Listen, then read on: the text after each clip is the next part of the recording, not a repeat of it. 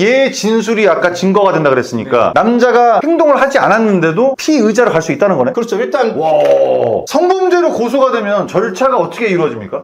구독자분들을 위해 다시 모셨습니다. 형사사건 전문 변호사 이유택 변호사입니다. 어서 오십시오. 아니 왜 또 나오신 거죠? 뭐가 또 잘못됐나요? 성범죄에 관해서 억울한 경우가 너무 많이 있습니다. 좀 성범죄에 실용적인데. 관련된 방어 가이드 굉장히 중요한 겁니다. 여자 입장에서 왜 이렇게 공사를 치는 겁니까? 뭐 돈 뺏으려고 그런 거죠. 나쁜 년들. 자, 이제 억울한 성범죄에 대해서 얘기를 해볼 텐데 성범죄에 관련된 형량은 어떻게 돼 있습니까? 대표적으로 이제 강간죄가 있을 거고 강제행 추행죄가 있을 겁니다. 강제 추행죄? 성추행. 예, 맞습니다. 성추행과 강간죄 요것을 합쳐서 보통은 이제 성범죄라고 많이 말하고 성희롱은 성희롱 자체로 죄가 정해져 있는 범죄는 아닙니다. 먼저 이제 강간죄를 한번 살펴보면은 강간죄는 형법에 정해져 있기를 3년 이상의 유기징역이라고 돼 있습니다. 3년 이상? 예, 일반적으로 3년 이상의 실형을 받는 거죠. 벌금형조차 없습니다. 바로. 예, 오. 벌금형이 없기 때문에 강간죄를 저질렀다 실형을 받거나 아니면은 집행유예. 살짝 들어갔다가 나와도 강간인가? 에이.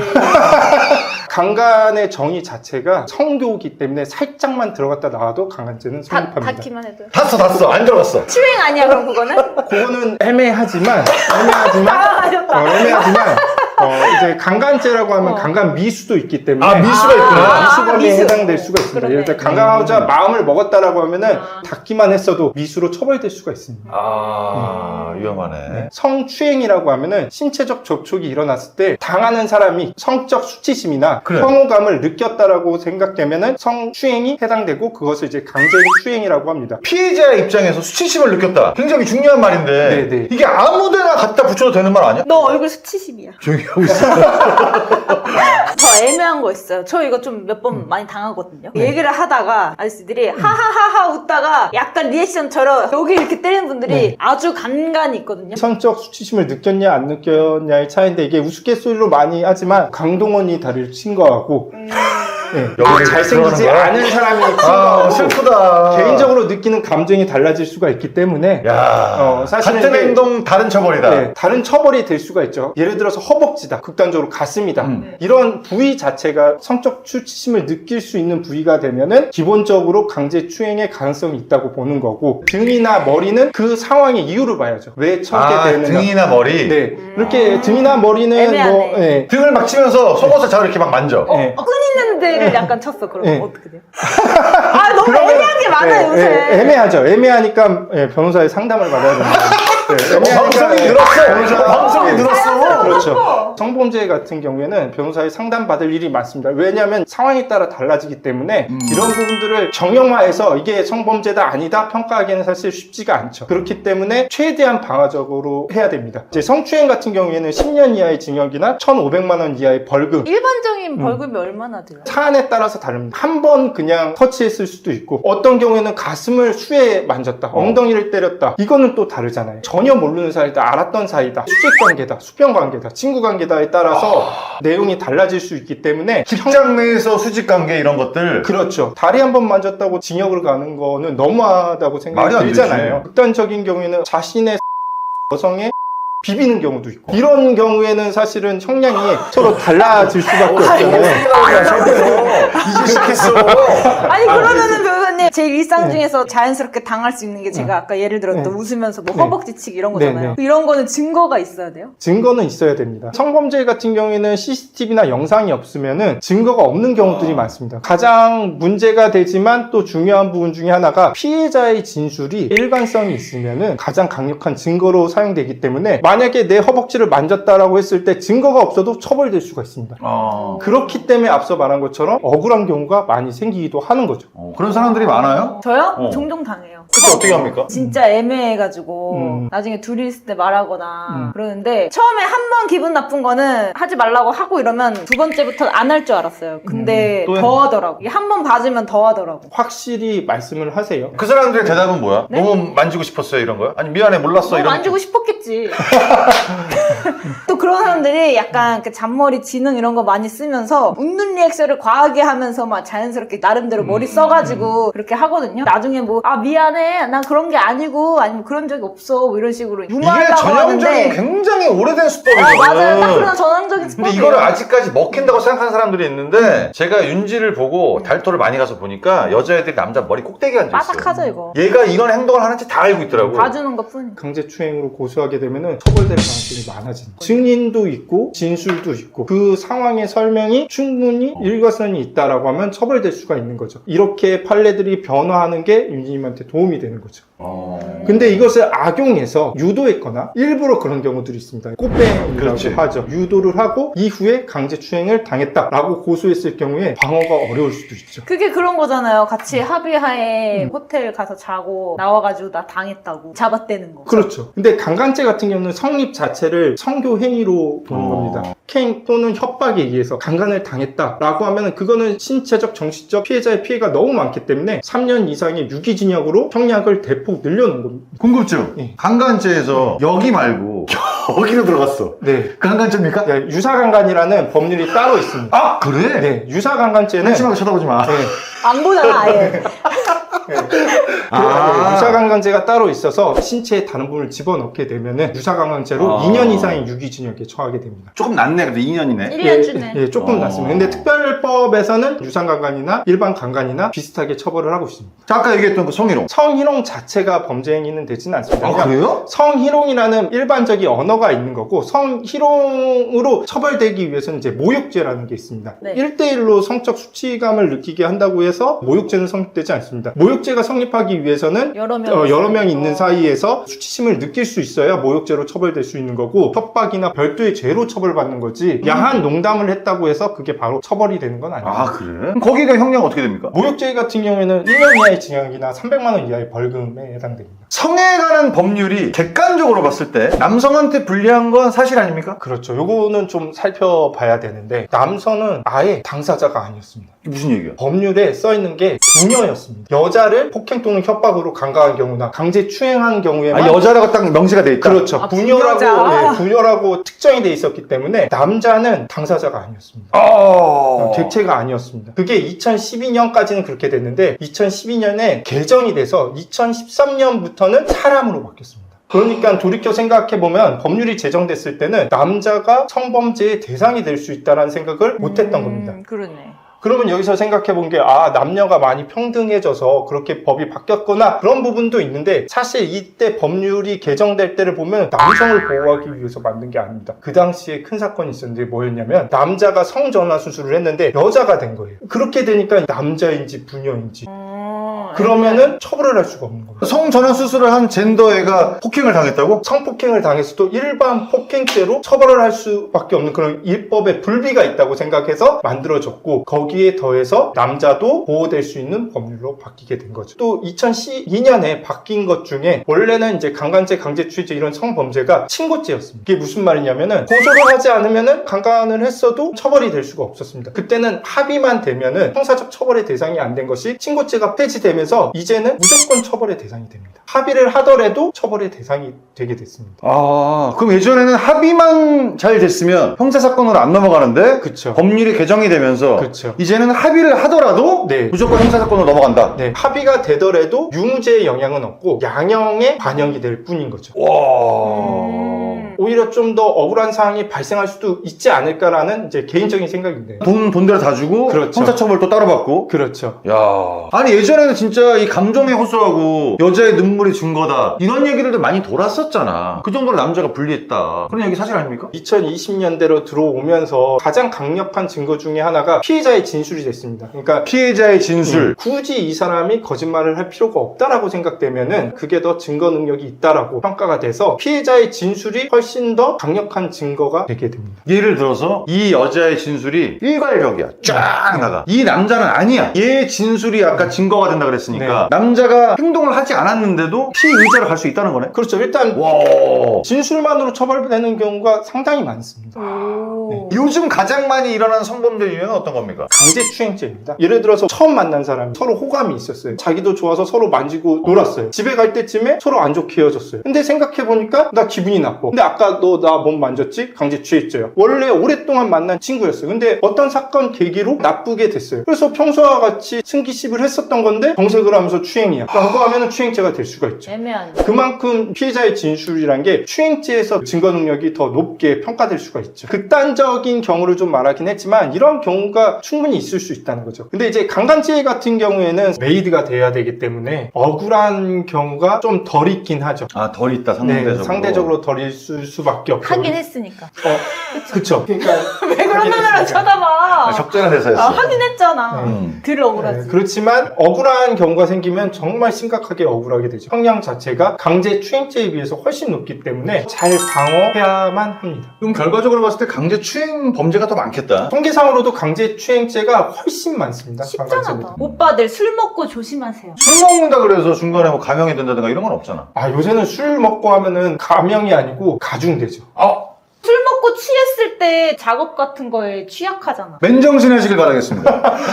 심실상실이라는 게 있습니다. 심실상실 같은 경우에는 고의성이 부정되기 때문에 처벌을 안 받는 경우가 있는데 지금은 술에 만취했다고 해도 법원에서 이게 심실상실 정도까지 갔다고 보지는 않기 때문에 오히려 음주 행위에 대해서 감형이 되거나 양형적으로 유리하게 받아주는 경우는 거의 없습니다. 아니, 반대로 여자가 아예 작업을 치려고 준비를 했어. 억울한 거야. 네. 정황을 봤더니 이 여자가 작업 친 게 맞아. 무고죄로 다시 고소를 해. 네. 여자한테. 가해지는 형량은 약하지. 약할 수밖에 없는 게 무고죄라고 하면은 일반적인 무고죄인 겁니다. 그러니까 이게 무슨 말이냐면은 성범죄에 대한 무고죄라는 게 있지 않습니다. 성범죄뿐만 아니고 모든 범죄에 적용이 되기 때문에 억울하다. 왜냐면은 그냥 범죄자보다 성범죄자 이러면 더 사회적 인식이 안 좋잖아요. 근데 무고죄로 했는데 형량이 낮아. 똑같으니까. 거기에 플러스 무고죄 자체가 성립이 너무 어렵습니다.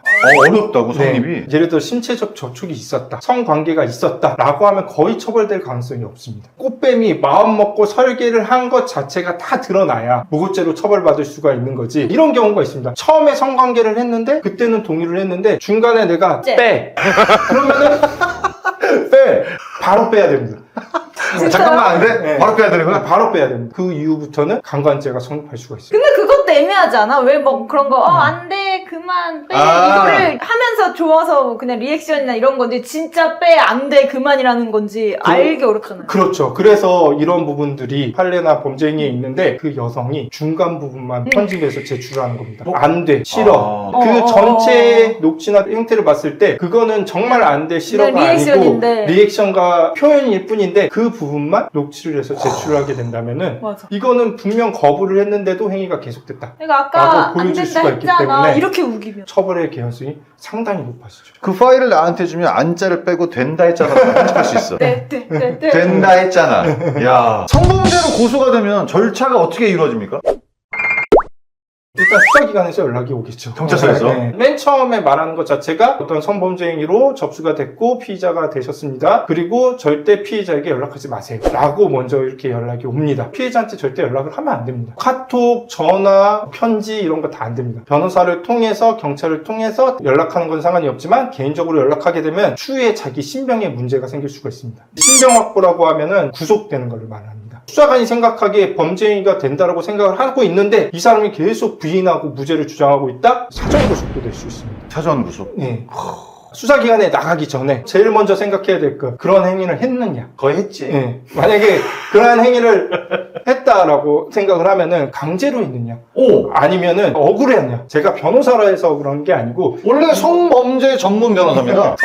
원래 진짜요? 성범죄 전문 변호사야. 성범죄를 많이 하는 편이죠. 그치. 제가 형사사건을 많이 하는데 그 중에서 성범죄 같은 경우에는 꼭 변호사의 상담을 받아야 됩니다. 합의를 잘해야죠. 아, 네. 형량을 줄이기 위해서. 네, 안 했다. 억울하다. 그래도 변호사한테 전화해야 되는 게 안 했으면 그럼 지금부터 어떻게 해야 되는지 제가 여기서 일부는 말씀드리겠지만 상황에 따라 달라지기 때문에 성범죄 같은 경우는 증거 채집을 스스로 많이 할 수밖에 없습니다. 제일 먼저 해야 될 게 일단 CCTV. 그 과정에서 같이 했던 사람들의 녹취나 사실 확인서. 세 번째, 피해자라고 주장하는 여성 통화를 했거나 문자를 보냈거나 카톡을 했으면 그런 부분들을 다 모아둬야 됩니다. 수사기관에서는 우리에게 유리한 증거를 사실상 모아줘야 되지만 모아주질 않습니다. 혼자 다 해야 되는 거잖아. 네, 그래야 스스로를 방어를 할 수가 있습니다. 제일 하면 안 되는 거. 만약에 수사기관에서 전화가 오지 않고 피해자가 먼저 연락 왔고 너 어제 나한테 나쁜 짓 했지 사과해 라고 했을 때 사과를 한다거나 아니 미안하다고 한다거나 이런 것은 나중에 매우 불리한 점이 있을 수가 인정하는 게 있습니다. 되는 거죠. 네, 인정하게 되면 했으니까 미안하다고 말하게 되는 꼴이 되니까 나중에 되게 중요한 증거, 여자의 진술의 일관성을 높이는 증거로 활용이 됩니다. 어렵다 이거. 진짜 여자 엄청- 조심해야 돼. 나는 네. 괜찮아. 난 착하니까. 억울한 부분도 있는데 빨리 끝내고 싶다라고 해서 돈을 좀 줄게 라고 해서 돈을 준다. 그거는 자기 죄를 인증하는 빼박이 되는 거죠. 전화가 오면 일단 상황을 파악하신 다음에 아무것도 하지 마시고 변호사한테 상담을 받고 추후의 과정을 지켜보시는 게 제일 좋을 것 같습니다. 여자가 막 오빠 막 이러면서 울먹거리고 뭐 몰아붙이고 이러면 미안해 이렇게 나올 수가 있잖아. 그러니까 그런 부분은 차단. 조심해야죠. 뭐라고? 그러니까 차단. 이런 경우가 이제 메이드가 돼서 공격하는 경우가 될 수 있는 거죠. 윤지민 같으면 그렇게 할 거예요. 전 무슨 얘기인지 모르겠어요. 안 그러니까 나. 일반적으로 좋은 관계에서 성관계를 했거나 신체적 접촉이 있었다라고 하면은 그런 문자를 하거나 울면서 연락을 하지 않죠. 사건이 무마가 됐어. 무마가 됐음에도 불구하고 처벌을 받는다며. 이게 죄가 돼야 처벌을 받는 죄가 돼야. 네, 무마가 됐다라는 것은 합의를 했다는 건데 합의는 함부로 하면 안 됩니다. 합의를 하는 것 자체가 자기가 죄를 인정한다. 물론 아닌 경우도 있습니다. 내가 왜 얘한테 잘못한 것이 없는데 금전을 주고 미안하다고 말을 하고 합의를 합니까? 무조건 돈으로 틀어먹는다고 좋은 것도 아니네 그러면. 그렇죠. 한 번의 기본 합의가 대충 어느 정도 됩니까? 사실 합의금이 정해져 있지는 않습니다. 진짜 잘못해서 사죄를 해야 된다라고 생각하면 강간죄의 경우에는 한 3천만 원 3천만 원? 정도. 강제추행죄, 단순한 허벅지나 등을 만진 정도가 아니고 가슴이나 엉덩이나 지나친 스킨십이 되면 한 1,000만 원 정도. 가해자의 금전적인 여력과 피해자의 금전적인 여력 이런 부분들이 많이 반영이 되기 때문에 기본적으로 얼마다라고 평가하기는 좀 어렵긴 합니다. 근데 금액이 적은 금액은 확실히 아니다. 그쵸. 일반적인 합의 금액에 비해서 당연히 많을 수밖에 없다. 집행유예를 받기 위해서는 실형의 형량이 적어야 되는데 강간죄 같은 경우에는 3년 이상의 형부터 시작이 되기 때문에 감형이 돼도 집행유예를 받지 못할 가능성도 큽니다. 야. 합의가 되면은 집행유예를 받을 가능성이 높아지죠. 반면 강제추행죄 같은 경우에는 벌금형도 있기 때문에 초범인 경우 합의에 이를 경우에는 집행유예 또는 벌금이 나올 가능성이 높아지고요. 합의에 이르지 못한 경우에도 여러 가지 양형처럼 조건이 맞는다고 하면은 실형까지 안 나오는 경우도 꽤 왕왕 있습니다. 여자와 처음에 모텔을 갔다. 남자는 어떻게 행동해야 됩니까? 이거 인터넷 커뮤니티에서 나 본 게 있어. 숙박비를 10,000원, 20,000원이라도 여자 보태게 한다거나. 여자가 보탠다. 아니면 카운터에 CCTV 있잖아요. 거기서 이제 계산하고 방키 받고 들어가기 전에 이렇게 하트 한 번 같이 그리고 들어간다거나 뭐 그런 얘기들이 많았어요. 사실 이러한 상황 자체가 매우 안타깝죠. 사실 좀 깨긴 해. 그 이렇게까지 해서 해야 좀 되냐? 깨긴 해. 그러니까 사실 이제 이런 것도 있지만 이제 또 한참 유행했던 게 앱에서 서로 동의를 누르면은 그런 앱이 있었다고? 네, 친구도 있고 우리는 이거 동의를 한다? 네, 가장 큰 게 이거죠. 모텔비를 누가 계산했는지 CCTV에 서로 들어갈 때 사이좋은 모습을 보내거나 이런 것들이 사실은 가장 방어할 수 있는 수단이 될 수 있겠죠. 여자들 다 알고 있을걸 요즘에 이거는? 그치 여자가 계산을 해야 남자 쪽으로 좀 유리하다. 근데 그게 여자가 다 안 내도 된대. 만약에 10만 원이잖아. 그 여자가 뭐 2만 원 이렇게만 보태도 그게 합의 뭐 이런 그냥 다 걸로 내. 된다고. 뭐 치여. 여자가 계산을 했어. 들어갔어. 네. 얘가 안 한다는 거야. 갑자기 이런 경우도 있잖아? 네. 이때도 하면 안 되잖아. 안타깝지만 어쩔 수 없어요. 야 주도권이 100% 여자한테 있는 거네. 그렇죠. 성 자기결정권이라고 하는데 자기 결정권. 네, 자기 하반신 결정권이라는 얘기네. 그렇잖아. 풀면은. 그렇죠. 하반신도 될 수 있고 당황하시잖아. 상반신도 있을 수 있겠지만은 그러니까 계산을 얘가 했어도 무조건 한다는 동의는 아니다. 네. 야 너무 어려운데? 여성분이 술에 너무 취했다라고 생각되면은 가시면 안 됩니다. 카드 결제를 하거나 일부분을 내거나 이런 게 여성의 의지로 되는 게 보여야 되고 CCTV를 통해서 봤을 때도 여성이 자기의 결정을 할 수 있는 이성이 있는 순간에 해야 되는 거지 만취 상태에서 결정이 돼서 의미가 들어갔다 없다고. 의미가 없습니다. 중간에 만약에 여성분이 안 돼 갑자기 이런 발언을 한다라고 하면은 본인도 핸드폰을 켜고 녹취를 한 걸 추천드립니다. 서로. 네, 녹취를 하라는 이유가 영상 같은 경우에는 또 별도의 처벌을 받을 수가 있습니다. 영상을 찍으면 안 되니까. 네, 영상 같은 경우에는 동의 없이 찍게 되면은 처벌의 개연성이 높아지니까 녹취 같은 경우에는 자기 보호를 해서 저장하는 경우에는 특별히 처벌되지 않을 가능성이 크기 때문에 추천을 드립니다. 업소를 갖다 걸렸어. 네. 어떻게 됩니까? 크게 세 가지 경우가 나눠질 것 같아요. 첫 번째, 들어갔거나 다 하고 나서 단속을 맞았다. 처벌될 가능성이 되게 적습니다. 빨리 끝나는 놈이 이기는 거네. 성관계를 할 수 있는 공간에서 잡힌 게 아니면은 경찰 수사기관도 입증하기가 쉽지가 않습니다. 두 번째가 하는데 단속을 맞는 경우 처벌을 피할 길이 거의 없습니다. 성매매 같은 경우는 형법에 처벌 규정이 없습니다. 성매매 특별법에 규정이 있는데 1년 이하의 징역이나 300만 원 이하의 벌금입니다. 1년 이하의 징역, 300만 원 이하의 벌금? 네. 그럼 없어가야겠네, 이제. 아니, 여기가 10배 약하잖아, 10배. 그렇잖아, 그런 식으로 봤을 때. 그치, 가상비 뭐 이런 걸로 따지면. 성매매를 했다고 해서 신병에 위협이 있는 경우는 거의 없습니다. 앞서 말했던 범죄행위들은 성적 자기결정권을 침해한 거고 이거는 성풍속을 해한 거기 때문에 좀 처벌의 종류가 다릅니다. 양소 이런 예. 거. 이거를 이제 제가 변호사로서 추천해 드리는 건 아니지만 그렇죠. 현실이 그렇다는 거예요. 현장에서 잡히지 않은 경우에는 처벌이 쉽지는 않다. 지금까지 맡았던 사건 중에서 혹시 기억에 남는 성범죄 사건이 있습니까? 제 의뢰인은 평범한 직장인이었습니다. 그래서 회사가 끝나고 칵테일 한잔 하고 있는데 그 친구는 이제 20대 이제 초중반이었고요. 그 테이블 옆에 한 30대 중후반의 여자분께서 발렌타인 30년사 잘라서 먹고 있었습니다. 그 친구는 보고 와 비싼 술을 저렇게 먹고 있네? 라고 신기해서 이렇게 쳐다봤는데 그 여성분은 자기가 좋아서 쳐다봤다고 생각을 했는지 일로 와보세요 라고 하고 이래서 여자도 돈을 많이 벌어야 돼. 능력이 좋아야 돼. 가서 옆에 앉았고 얘기를 하면서 술을 한 잔, 두 잔 먹었는데 눈을 떠보니까 주위가 너무 시끄럽다고 합니다. 머리가 깨지듯이 아파서 일어났는데 경찰서 유치장이었어요. 어머. 평생 자기 유치장 한 번도 가본 적이 없는데 너무 놀라서 왜 제가 여기 있어요 이렇게 소리 지르니까 화가 난 경찰이 와가지고 너 조용히 안 하냐고 강간죄 현행범으로 체포돼서 들어왔다 라고 말을 했답니다. 술이 좀 깨고 나서 조사를 하는데 모텔 사진을 보여줬다고 합니다. 엉망지창이 된 모텔, 한국이 있는 모텔, 목에 이렇게 줄이가 있는 것처럼 그런 사진들을 보여주고 CCTV 영상 하나를 보여줬는데 잡혀올 때 영상이었습니다. 남자가 비틀비틀하면서 경찰이 진압하려고 하는 CCTV 영상을 보여줬습니다. 자, 이렇게 해서 너는 어제 옆에 있던 여자를 강간을 했다. 이미 증거도 다 있고 당시에 현행법으로 체포를 했다. 죄를 인정을 하느냐? 라고 물었다고 합니다. 전 생각이 안 나는데요. 전 잘 모르겠는데요. 죄를 인정하지 않겠다는 거예요. 여기 증거가 다 있는데 어쩔 수 없이 죄를 인정하겠습니다. 라고 말을 하고 나왔습니다. 너무 억울하다. 저희 의뢰인의 진술을 봤을 때 너무 이상하니까 너 주량이 어떻게 되냐 했더니 소주 2병 반 정도 먹는다고 하더라고요. 아주 강경한 문서로 경찰서에 제출했습니다. 그랬더니 여성이 고소를 취하했습니다. 경찰에서도 저희의 증거 사실을 본 다음에 불송치하고 종결이 됐습니다. 그러니까 여기서 말하는 교훈은 제가 앞서 말한 것처럼 자기가 억울하다라고 생각을 하면은 스스로 증거를 빠른 시간 내에 체증을 할 수밖에 없습니다. 그냥 달토 가세요.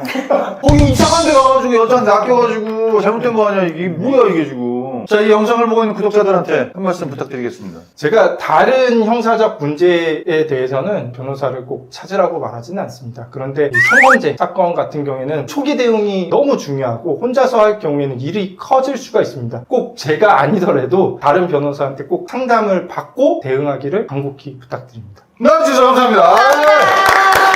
반대로 남자가 여자한테 성폭행을 당했다라고 고소를 했어. 네. 그럼 이것도 형량이 똑같이 주어지나? 똑같이 주어집니다. 그런데 제가 찾아본 걸로는 강간죄로 처벌된 경우는 없습니다. 어렵지 않나? 왜냐면 남자들은 싫으면 안 서잖아. 조용히 해. 다만 그렇죠. 이제 신체적인 문제가 멘트 잘 친다. 반응이 있어야 되기 때문에 이게 최초로 2015년경에 법이 변경되고 강간 미수죄로 구속 기소된 경우가 있습니다. 여성이 남성에게 졸피된 수면제를 먹이고 강제로 하려고 했다라고 구속 기소가 된 적이 있으나 이거에 대해서는 결국 무죄가 나왔습니다. 성범죄에 대해서는 법률이 바뀌었다고 해도 남자를 대상 또는 객체로 보기에 어려운 것이 사실이고 어렵다? 일반적인 생각인 것 같습니다. 아니, 남자들은 되게 싫은데 계속 서 있을 수가 있나? 너무 건강해서. 그만 나 보고 물어봐. 나 계속 서 있는 사람이니?